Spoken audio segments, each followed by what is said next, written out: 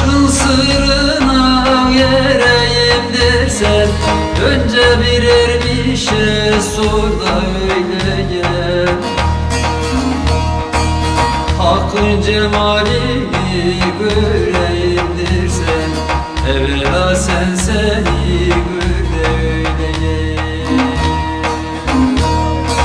Hakkın cemalini göreyim dersen, evvela sen seni gör de öyle gel.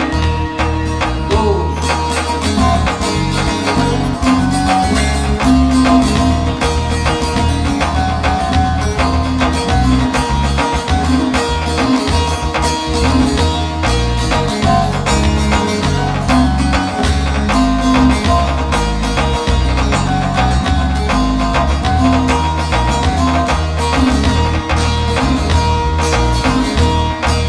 Hakikat ilminin sabırdır başı, şah olsa da benlik kütmez her kişi.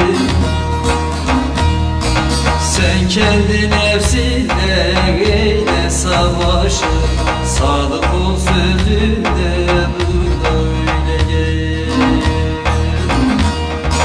Sen kendi nefsinle eyle savaşı, sadık ol sözünde dur da öyle gel.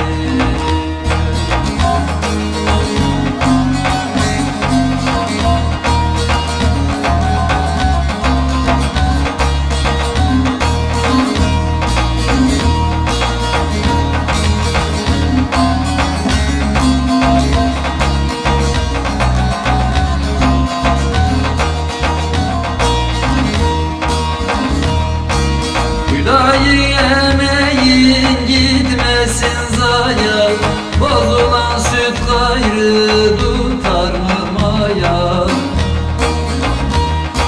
Hüdayi emeğin gitmesin zaya, bozulan süt gayrı tutar mı maya?